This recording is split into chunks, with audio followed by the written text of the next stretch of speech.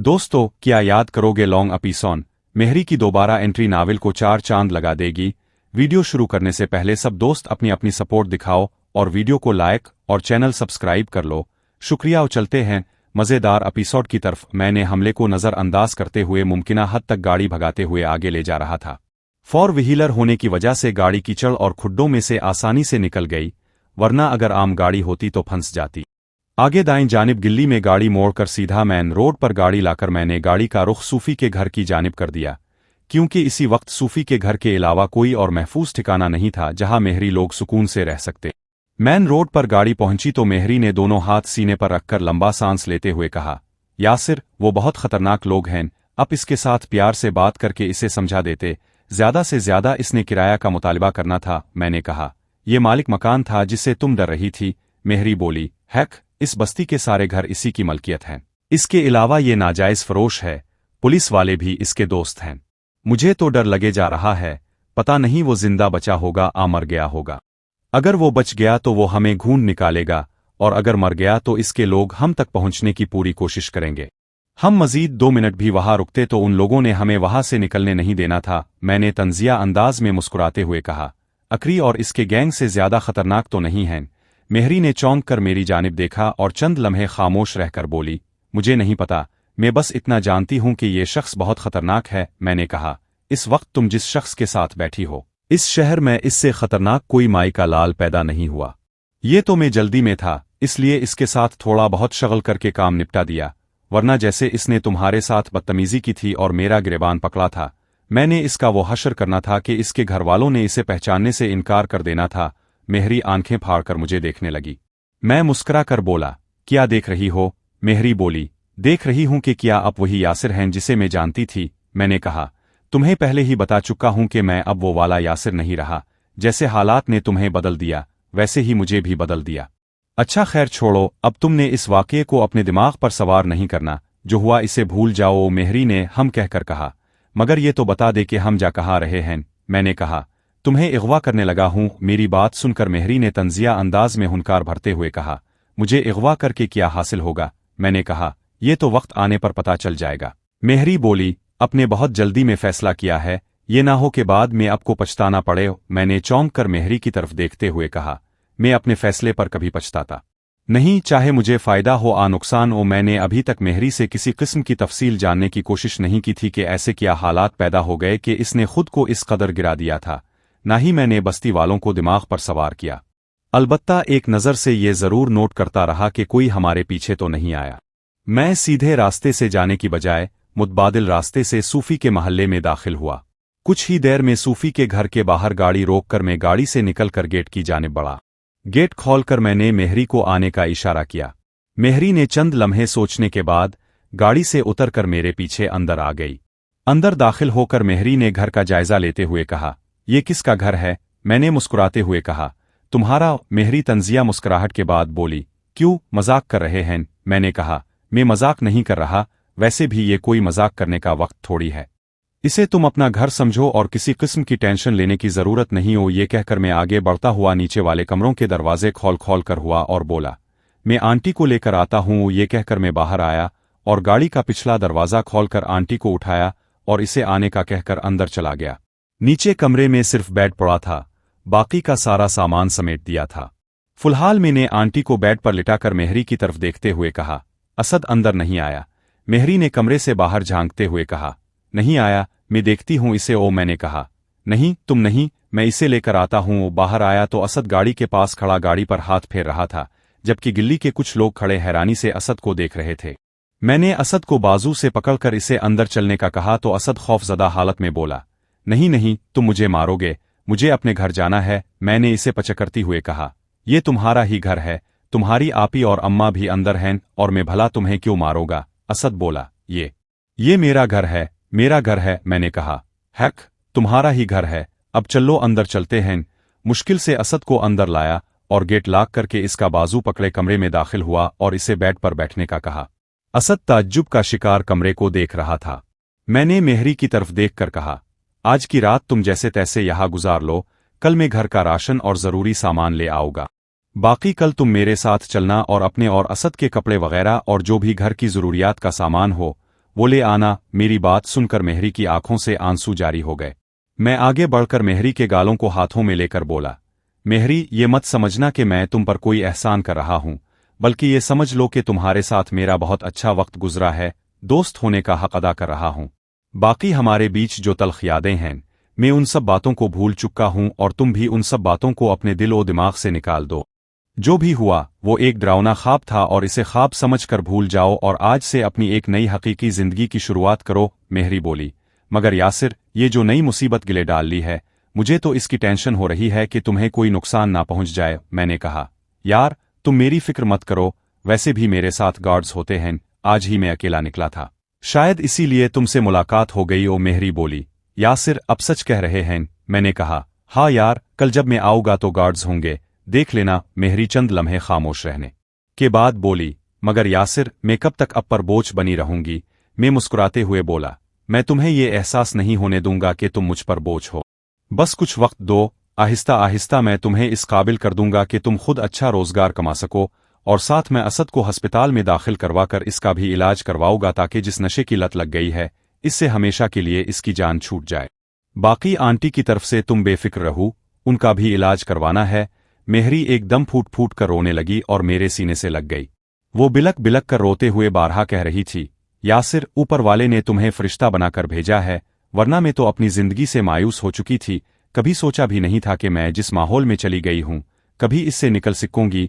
मेरे पास अल्फाज नहीं कि मैं कैसे आपका शुक्रिया अदा करूं। मैंने इसकी कमर थपथपाते हुए कहा, तुम्हें जरूरत भी नहीं है कि तुम मेरा शुक्रिया अदा करो। बेशक दोनों की जिंदगियों में बहुत बदलाव आ गया है, मगर तुम मुझे वही पुराना दोस्त समझो। जैसे इस वक्त हमारे बीच बेतकल्लुफी होती थी, वैसे ही आज भी तुम मुझसे यासिर कहोगी। और अगर तुम मुझे वही पुराना अपना दोस्त समझती हो तो बस ये बात अपने दिल और दिमाग में बिठा लो कि जो भी कर रहा हूं, वो सिर्फ और सिर्फ दोस्त होने के नाते कर रहा हूं। कभी भी ये मत सोचना कि मैंने तुम पर तरस खाया है या फिर तुम पर कोई एहसान किया है। हाँ, अलबत्ता ये जरूर है कि तुम्हें इस हाल में देखकर मैं दिली तौर पर बहुत दुखी हुआ हूं। अब रोना बंद करो और मेरे आने तक नहा धोकर अच्छे कपड़े पहन लो। ये कहकर मैंने अधूरी बात छोड़कर कहा, बल्कि मैं अभी बाजार जा रहा हूं, वापस आते हुए दुकान से तुम्हारे लिए कोई अच्छा सा सूट लेता आऊंगा। मेहरी बोली, नहीं यासिर, फिलहाल मैं इसी लिबास में ठीक हूं। मैंने पीछे हिटकर मेहरी के वजूद का जायजा लेते हुए इसके सूट का साइज चेक करने के बाद इसके गाल थपथपाते हुए कहा, मैं तुम्हें पहले जैसी मेहरी देखना चाहता हूं, शोख चंचल। तुमने जितना रोना था रो लिया, जितने दुख थे सह लिए, जिन मुश्किल हालात का सामना करना था कर लिया। अब ना तो तुम्हें रोने दूंगा, ना ही तुम पर कोई मुश्किल आने दूंगा। इसलिए ये बात ज़हन नशीन कर लो कि तुम्हारा आने वाला हर लम्हा खुशियों से भरा होगा। मैं अभी चलता हूं, कुछ देर बाद वापस आता हूं और तुम असद को बाहर निकलने मत देना। मेहरी ने हम कहकर इस बात में सर हिलाया। मैंने प्यार भरे अंदाज में इसके गाल थपथपाते हुए ठीक है कहकर कमरे से निकलकर बाहर की जानिब चल पड़ा। मेहरी के साथ मेरा जो ताल्लुक रहा था वो अब सब बखूबी जानते हैं। इसके बावजूद अभी तक मेहरी के मुताल्लिक मेरे जहन में कोई गलत ख्याल नहीं आया था। घर से निकलते हुए मैंने गेट को बाहर से लॉक करने से पहले एक बार फिर मेहरी को ताकीद की कि मैं गेट बाहर से लॉक करके जा रहा हूं, फिर भी तुम असद का ख्याल रखना कि वो कहीं अंदर से बड़ा गेट खोलकर बाहर ना निकल जाए। 5 बज चुके थे। सर्दियों का मौसम होने की वजह से शाम का अंधेरा फैलना शुरू हो गया था। कुछ देर में शहर पहुंचा तो घर की जरूरियात का जो भी सामान मेरे जहन में आया, वो सब सामान लेते हुए मुझे 2 घंटे गुजर गए। सामान लेने के बाद मैंने होटल पर खाना ऑर्डर किया और वहां से निकलकर दुकान की तरफ रवाना हो गया ताकि मेहरी के लिए सूट ले सकूं। गिल्ली में गाड़ी पार्क करके दुकान पर पहुंचा तो मुझे बगैर गार्ड्स के देखकर जुनेद चौंकते हुए दुआया कलिमात कहते हुए बोला, खैरियत है? आज बगैर गार्ड के ही फिर रहे हो? मैंने कहा, हाँ यार, इमरजेंसी में आया हूं, कुछ सामान वगैरह लेना था। जुनेद बोला, सब खैरियत तो है? कोई मसला तो नहीं बन गया? मैंने कहा, नहीं, मसला तो कोई नहीं बना। फिलहाल तुम 2-3 सूट निकाल दो, बाकी की तफसील बाद में बताऊंगा, अभी मेरे पास टाइम बहुत कम है। ये कहते हुए मैंने जुनेद को साइज बता दिया। सबा और सोफिया कस्टमर डील करने में मसरूफ थीं। सबा ने कुन आंखों से मेरी जानिब देखकर ज़ेरे लब मुस्कुरा रही थी, मगर इस वक्त मेरा ध्यान मेहरी की तरफ था, इसलिए मैंने इसे कोई खास तवज्जो नहीं दी। जुनेद ने 6-7 सूट लाकर मेरे आगे रख दिए। मैंने कहा, मैं सूट सिलेक्ट करता हूं, तुम बाजार जाकर गारमेंट्स की दुकान से अपने साइज के 2-3 मर्दाना ट्राउजर शर्ट ले आओ। जुनेद का कद मेहरी के भाई असद जितना था, इसलिए मुझे यकीन था कि जुनेद का साइज असद को आएगा। मैंने जुनेद को पैसे देकर भेज दिया।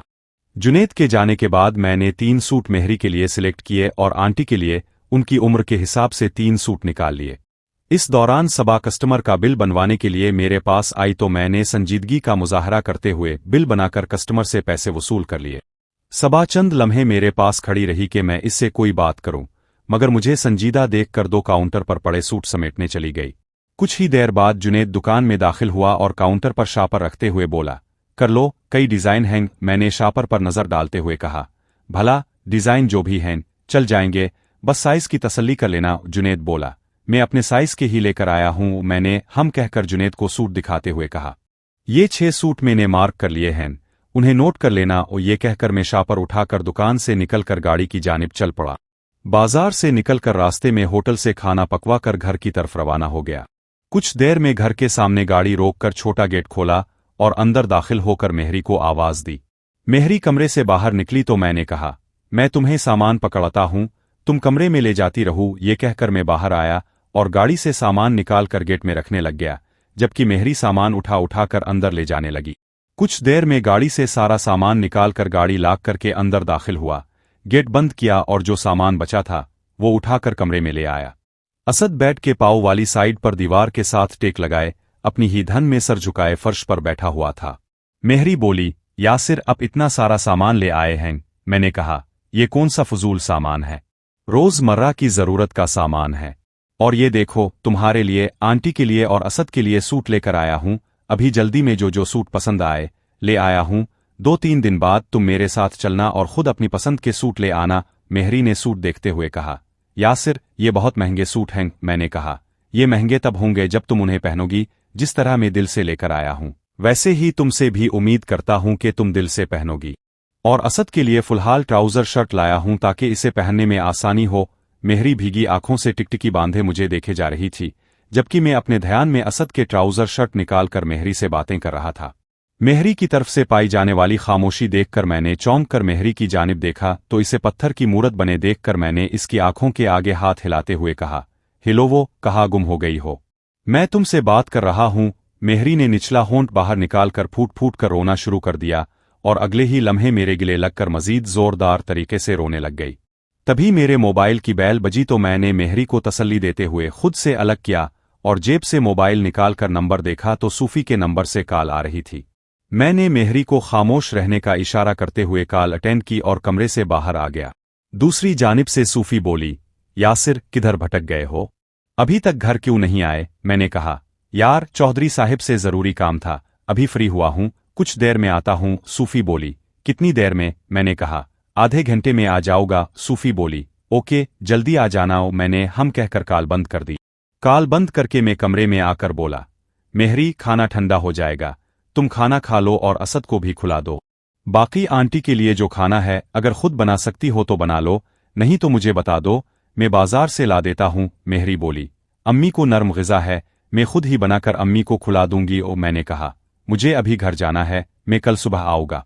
सारा सामान नीचे से देख लो, अगर कोई चीज़ कम है तो बता दो, वरना अभी लाकर दे देता हूं। मेहरी बोली, यही बहुत ज्यादा है। मैंने कहा, अच्छा पहले तुम खाना खा लो, इतनी देर में स्टोर में से कुछ बिस्तर निकाल देता हूं। ये कहकर मैं स्टोर रूम की तरफ चल पड़ा। स्टोर में से पलंग जो बिस्तर रखे थे वो सब निकालकर कमरे में पहुंचाने के बाद स्टोर रूम को लॉक कर दिया। किचन में थोड़े बहुत बर्तन पड़े थे, इसलिए बर्तन खरीदने की जरूरत नहीं थी। हर तरह की तसल्ली करने के बाद मैंने मेहरी से इजाजत लेते हुए कहा, आज की रात तुम्हें थोड़ा अजीब महसूस होगा, मगर तुमने किसी किस्म की टेंशन नहीं लेनी, इसे अपना घर समझना है, यहां तुम्हें किसी किस्म की टेंशन नहीं होगी। और असद को घर से बाहर मत जाने देना, 1-2 दिन में इसे अस्पताल दाखिल करवा देंगे। और ये PTCL लगा हुआ है, इस पर मैं कॉल करके तुम्हारा हाल अहवाल पूछ लिया करूंगा।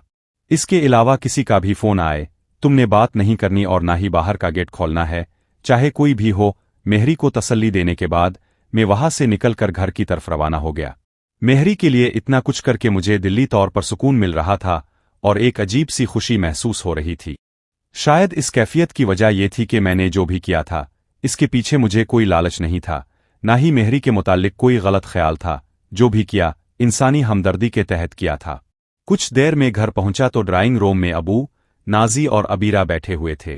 मैंने सलाम करके वहां बैठने की बजाय अपने कमरे में आ गया। नहा कर फर्श होने के बाद दिमाग में ख्याल आया कि कहीं मेहरी की बात सच ना हो जाए कि वाकई वो लोग मुझ तक मेहरी तक पहुंचने की कोशिश करे। ये ख्याल आते ही मैंने मोबाइल निकाल कर शादे के नंबर पर कॉल मिला दी। शादे ने कॉल अटेंड करके कहा, हाँ जिगर। तो मैंने कहा, यार एक मसला बन गया है। शादी चौंक कर बोला, क्या हुआ?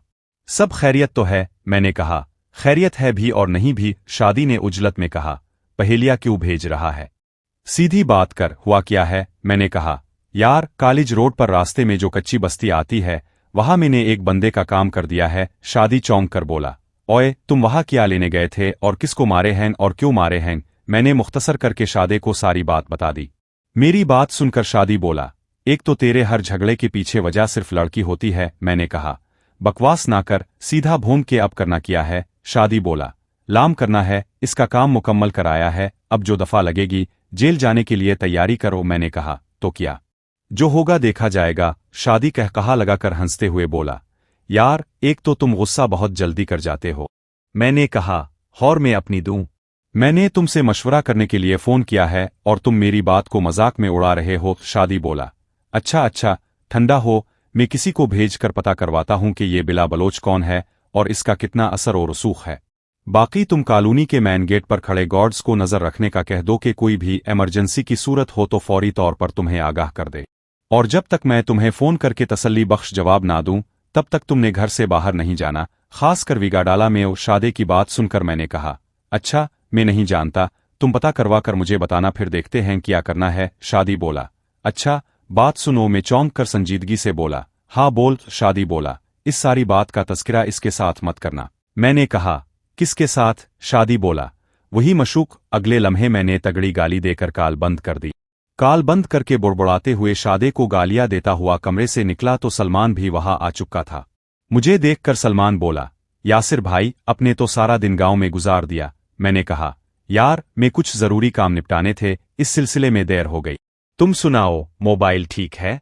कॉल वगैरह करके देखी है? सलमान बोला, हाँ जी बहुत जबरदस्त है, सबको पसंद आया है। चलो भाई, नाजी को मोबाइल ले दिया, बहन का ख्याल तक नहीं आया। मैं मुस्कुराते हुए बोला, लो जी ये क्या बात हुई?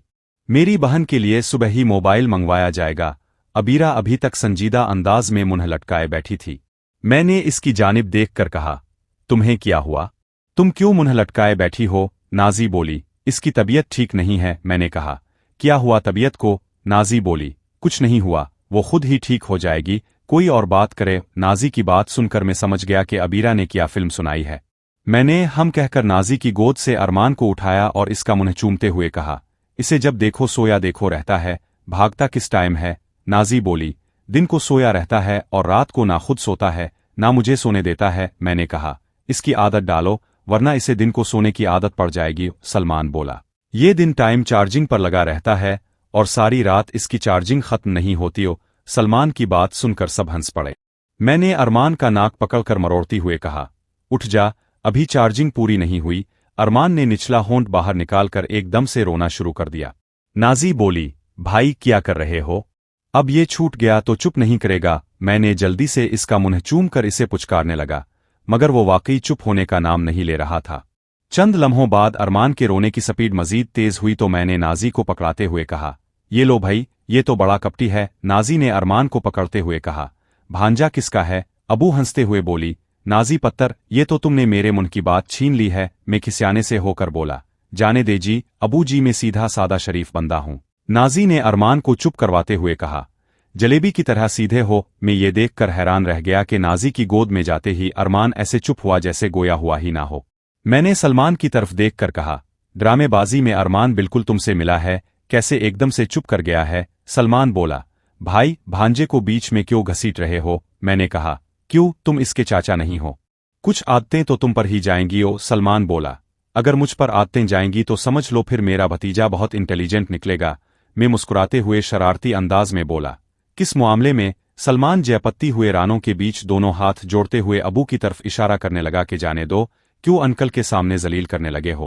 अबू ने ठंडा सा कहकहा लगाकर उठते हुए कहा, मैं जरा आंटी की तरफ से होकर आता हूं। सलमान जल्दी से उठते हुए बोला, मैं भी आओ। नाजी बोली, अभी तो तुम आए हो, ऐसे बंदा अच्छा नहीं लगता, वो क्या सोचेंगे कि तुम हर वक्त उधर ही रहते हो? मैं हंसते हुए बोला, नहीं, ऐसा कुछ नहीं कहेंगे, ये आ जाओ, आना है तो। सलमान जल्दी से मेरे पीछे चल पड़ा, जबकि अबीरा ने चिढ़ते हुए कहा, शर्म तो नहीं आती तुम्हें? कैसे बेशर्म की तरह मुंह उठाकर गए जा रहे हो? सलमान ने अबीरा को कुछ कहने की बजाय मुंह चढ़ाकर इसकी नकल उतारते हुए मेरे करीब आकर कहा, चलो यासिर भाई, वरना अभी सारा निकलना शुरू हो जाएगा। अबीरा ने दांत पीसते हुए कहा, सड़ती है मेरी जूती, तुम एक दफा घर चल कर आओ, अम्मा को बताऊंगी कि तुम किस चक्कर में बड़े हो रहे हो। सलमान ने लापरवाही से कहा, जा, अभी भी बता दो जो बताना है। ये कहकर सलमान सीढ़ियों की जानिब चल पड़ा। मैंने सोचा कि अबीरा की धमकी सुनकर सलमान अपना इरादा कैंसिल कर देगा, मगर सलमान की बेबाकाना दिलेरी देखकर मैं समझ गया कि वो वाकई माही के मामले में संजीदा हो चुका है। ऊपर पहुंचकर मैंने सलमान को रोककर कहा, ओए, बात सुन, अबीरा को तेरे और माही के बारे में पता है? सलमान ने कंधा उचक्का कर लापरवाही से कहा, पता नहीं, मैंने तो इसे नहीं बताया। मैंने कहा, अगर इसने सच में खाला जान को बता दिया तो फिर? सलमान बोला, बताएगी तो बना दे, बल्कि बताएगी तो मेरे लिए अच्छा होगा कि मुझे खुद नहीं बताना पड़ेगा। मैंने कहा, ये ना हो कि छत्तुर पड़ी और तेरे सर से शौक का भूत उतर जाए। सलमान ने दिल पर हाथ रखकर कहा, हाय हाय यासिर भाई, ये क्या बात कर दी? क्या आपको अभी भी मेरी मोहब्बत पर शक है? मैं हंसते हुए इसका बाजू पकड़कर बोला, बस बस, ज्यादा अल्फामोशनल होने की जरूरत नहीं, मुझे कहीं यहां से छलांग मत लगा देना। सलमान बोला, जिसके लिए छलांग लगाई थी अब इसके दिल में जगह बना ली है, इसलिए अब मैं पागल नहीं हूं जो छलांगे ही लगाता फिरूं। मैंने इसका कंधा थपथपाते हुए कहा, बल्ले भई, तेरे लगता है बात बन गई है।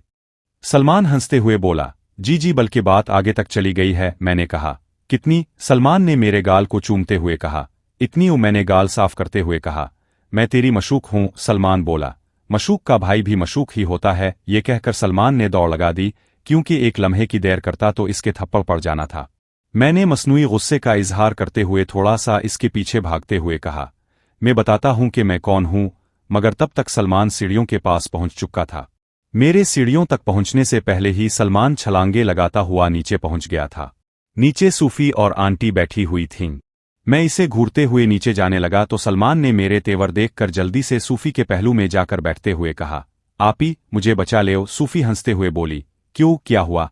मैं नीचे पहुंचकर बोला, मैं बताता हूं क्या हुआ। सलमान घबरा कर हाथ जोड़ते हुए बोला, अच्छा अच्छा, मुआफी दे दे, दोबारा नहीं करूंगा। आंटी भी हम दोनों को देखकर मुस्कुरा रही थीं। मैं आगे बढ़कर सलमान का कान पकड़कर मरोड़ती हुए बोला, बंदा बन जा, वरना तेरे दोनों कान उतार दूंगा। सलमान ने हाय हाय आईजी कहा तो सूफी ने जल्दी से मेरा हाथ झटकुत्ते हुए कहा, यासिर, क्या हो गया है? छोड़ो इसे। मैंने सलमान का कान छोड़ते हुए आंटी के पास बैठकर सलमान को घूरने लग गया। सूफी बोली, हुआ क्या है जो तुम इस बेचारे पर गुस्सा हो रहे हो? मैंने कहा, अपने इस बेचारे से ही पूछ लो, क्या बकवास करके आया है? सलमान बोला, भाई, मैंने तो मजाक किया था, अब तो सचमुच में गुस्सा कर गए। आपी, भाई को पानी पिलाएं, वरना भाई का गुस्सा और बढ़ता चला जाएगा। सलमान की बात का वाकई मुझे बहुत बुरा लगा था। ये तो इसकी किस्मत अच्छी थी जो वो सूफी की बगल में जाकर बैठ गया, वरना मैंने इसे लगा भी दीनी थी। सूफी उठते हुए सलमान का हाथ पकड़कर बोली, तुम मेरे साथ आओ, वरना ये फिर तुम पर गुस्सा होने लगेगा। सलमान ने मुझे मुंह चढ़ाते हुए सूफी के साथ किचन की जानिब चल पड़ा। सलमान की हरकत पर मुझे गुस्सा भी आ रहा था और हंसी भी। आंटी बोली, तुम गुस्से में क्यों आ गए हो? यासिर बेटा, क्या हुआ जो इतने गुस्से में हो? मैंने खुद पर काबू करते हुए कहा, कुछ नहीं आंटी, बस ऐसे फजूल में बोंगिया मार रहा था। आंटी बोली, छोड़ो, दफा करो, बुच्चा है, अभी इसे इतनी समझ नहीं है। मैंने हम कहकर कहा, आंटी, घर किराए पर दे दिया है। आंटी बोली, कब? मैंने कहा, अभी ये काम करके आ रहा हूं। आंटी बोली, चल लो, शुक्र है, फैमिली तो अच्छी है ना? मैंने कहा, हाँ जी, छोटी सी फैमिली है और फैमिली भी सुलझी हुई है, घर साफ सुथरा रखेंगे। मेरे दोस्त के जानने वाले हैं, इसलिए मैंने किराए की डिमांड नहीं की, 1-2 दिन में वो खुद ही लाकर किराया दे देंगे। आंटी बोली, चल लो, जैसे तुम्हें बेहतर लगे वैसे ही कर लेना। तभी सूफी और सलमान किचन से निकले तो सूफी मेरी जानिब देखकर मुस्कुराने लगी। इसकी मुस्कुराहट देखकर मैं समझ गया कि सलमान ने इसे बता दिया है कि मैं किस वजह से इसे मारने लगा था। आंटी के सामने इस टॉपिक पर कोई बात नहीं करना चाहता था, इसलिए मैं नॉर्मल बैठा रहा। सूफी ने पानी का गिलास पकड़ाते हुए कहा, ये लो, पानी पियो ताकि तुम्हारा गुस्सा ठंडा हो। मैंने सूफी को गूरा डालते हुए कहा, तुम्हें भी इस बांदर ने अपने सांवले में मिला लिया है। सूफी बोली, मेरा छोटा भाई है, अब मैं अपने भाई का साथ नहीं दूंगी तो क्या तुम्हारा दूंगी? मैंने पानी का घूंट भरते हुए हिमम कहकर कहा, देख लेता हूं तुम दोनों बहन भाई को। सूफी बोली, देख लो हम कौन सा छुपे हुए हैं, वो आंटी बोली। यासिर बता रहा था कि घर रेंट पर दे दिया है। सूफी बोली, कब दिया है और किसको दिया है? मैंने कहा, मेरा दोस्त है ना, शादी इसके जानने वाले हैं, छोटी फैमिली है और बहुत सुलझे हुए हैं। सूफी बोली, शादी के जानने वाले हैं और सुलझे हुए भी हैं? वाह, ये तो मौजिज़ा वाली बात है। मैंने सूफी को घूरते हुए कहा, तुम अपना मुंह बंद नहीं रख सकती? आंटी देख रही हैं, ये क्या फजूल बकवास करे जा रही है? शादी से मेरा भाईचारा है, इसके मुताल्लिक ये कैसी बातें कर रही है? आंटी ने सूफी को घूरते हुए कहा। सूफी, थोड़ा अक्ल से काम ले लिया कर। सूफी बोली, मैंने क्या, अक्ल होगी तो अक्ल से काम लेगी? मैंने कहा, हाँ जी, सारी अक्ल तो जनाब के पास है, किसी के लिए अक्ल पेवड़ती तो तभी किसी और को मलती हो। सूफी बोली, बस बस, ज्यादा चौड़े होने की जरूरत नहीं, जानती हूं जितनी अक्ल है। मैंने कहा, तुमसे तो कहीं ज्यादा है। आंटी बीच में कूदते हुए बोली, यासिर बेटा, छोड़ो, तुम भी इस पागल के साथ फजूल में बहस कर रहे हो। अच्छा ये बताओ, वो लोग शिफ्ट हो गए हैं? मैंने कहा, उन्हें चाबी दे दी है, कल वो अपना सामान शिफ्ट कर ले गए। सूफी बोली, कितने किराए पर दिया है? मैंने कहा, फ्री दिया है। सूफी ने मुंह चढ़ाते हुए कहा, मेरी तरफ से वैसे ही पक्का पक्का दे दोस्त। मैंने कहा, तो फिर पूछ क्यों रही हो? बस दे दिया, जितना देना था। सूफी उठते हुए बोली, मैं तो वैसे ही कहना चाह रही थी, मगर तुम्हें बात करना बुरा लगता है। ये कहकर सूफी पाँव घसीटती हुई अपने कमरे की जानिब चली गई, जबकि मैंने सूफी को नजरअंदाज करके सलमान की तरफ देखकर कहा, तुम यहां बैठे हो, जाओ, तुम्हारी बहन नाराज होकर चली गई है, जाकर मिना कर ले आओ। सलमान बोला, अपने नाराज किया है, अब ही मनाए, मैं तो नहीं जा रहा, ये ना हो कि आपका गुस्सा मुझ पर उतर जाए। मैंने कहा, मैं तो नहीं जा रहा हूं। ये कहकर मैंने आंटी की तरफ देखकर कहा, माही और सूफी किधर हैं? आंटी हंसते हुए बोली, तुम्हारे आने से कुछ देर पहले ही अपने कमरे गई हैं। मैंने हम कहकर कहा, ओके, फिर मैं चलता हूं। आंटी बोली, बेटा अभी तो आए हो? मैंने कहा, मैं मकान के बारे में बताने आया था, पहले गांव गया हुआ था, वहां काफी टाइम लग गया, थकावट महसूस हो रही है, अब कुछ देर आराम करूंगा। आंटी बोली, अगर थकावट महसूस हो रही है तो चाय पी लो। मैंने कहा, नहीं आंटी, अभी कुछ खाने पीने को दिल नहीं कर रहा, वरना अब तो जानती हैं कि मैं खुद कह देता हूं कि फुला चीज बना दो। ये कहकर मैंने सलमान को चलने का कहा और सीढ़ियों की जानिब चल पड़ा।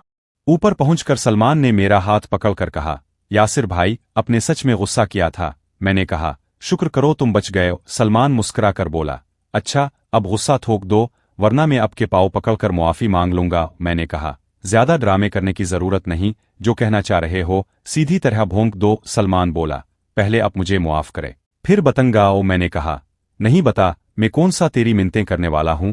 ये कहकर मैं चलने लगा तो सलमान ने मस्कीन सी शक्ल बनाकर कहा, यासिर भाई, रुकी तो सही हूं मैं।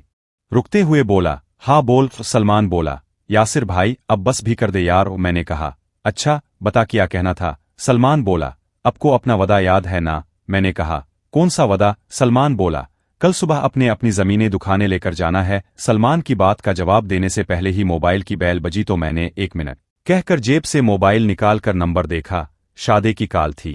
मैंने हेलो कहा तो शादी की आवाज में घबराहट थी। किधर हो तुम? मैंने कहा, घर हूं, क्या हुआ? शादी बोला, अभी शहर में हंगामा करवा कर पूछ रहा है क्या हुआ। मैंने कहा, हुआ क्या है? शादी बोला, जिसे फायर मार कर आया है वो तो अभी अस्पताल में है, पता नहीं बचता है कि नहीं, मगर इसके लोगों ने 2-3 जगहों से मेन रोड ब्लॉक करके गाड़ियों की तोड़फोड़ करके अच्छा खासा हंगामा बर्पा किया हुआ है। मैंने कहा, तो फिर अब क्या करना है? शादी बोला, वो कोई खास असर और रसूख वाले बंदे नहीं हैं, बस निचले तबके के छोटे मोटे कंजूस बदमाश हैं। उनके गैंग में औरतों की भारी तादाद है और ऐसे लोगों से लड़ना और उन्हें संभालना सबसे मुश्किल काम होता है।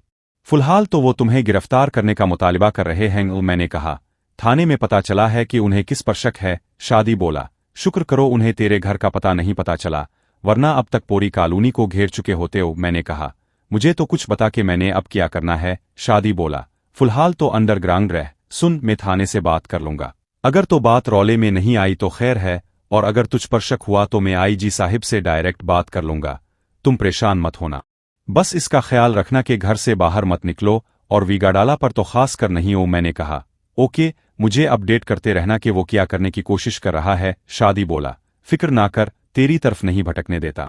अच्छा, मुझे किसी की कॉल आ रही है, मैं बाद में बात करता हूं। ये कहकर शादी ने कॉल बंद कर दी। शादी की बात सुनकर मुझे परेशानी होने लगी, क्योंकि उन बलोचों के मर्दों से ज्यादा मुश्किल औरतों को संभालना होता है। मर्दों को तो बंदा बाजुओं के जोर से दबका लेता है, मगर औरत को मारते हुए भी अपनी मर्दांगी की फिक्र पड़ जाती है। चंद लम्हे सोचने के बाद मैंने सूफी के घर का नंबर मिलाने लगा ताकि मेहरी को मजीद सख्ती से मना कर दूं कि वो किसी भी सूरत बाहर ना निकले और ना ही गेट खोले, जबकि सलमान परेशान हाली से मेरी जानिब देख रहा था। मुझे नंबर मिलाने देखकर सलमान बोला, क्या हुआ यासिर भाई? सलमान की आवाज़ सुनकर मेरा ध्यान सलमान की तरफ हो गया और साथ ही मैंने कॉल करने का इरादा मुलतवी करते हुए कहा, मुझे एक ज़रूरी कॉल करनी है, मैं फ्री होकर तुमसे बात करता हूं। ये कहकर मैंने सलमान का जवाब सुने बगैर तेज तेज कदम उठाते हुए सीढ़ियों की जानिब चल पड़ा। सलमान को शायद सूरत-ए-हाल का अंदाज़ा हो गया था, इसलिए इसने किसी किस्म की जिद नहीं की। मैं तेज तेज सीढ़ियां उतरने के बाद सीधा अपने कमरे में दाखिल हुआ और दरवाज़ा लॉक कर लिया। मैंने मोबाइल निकालकर उजलत में सूफी के घर का नंबर डायल करना शुरू कर दिया। जारी है।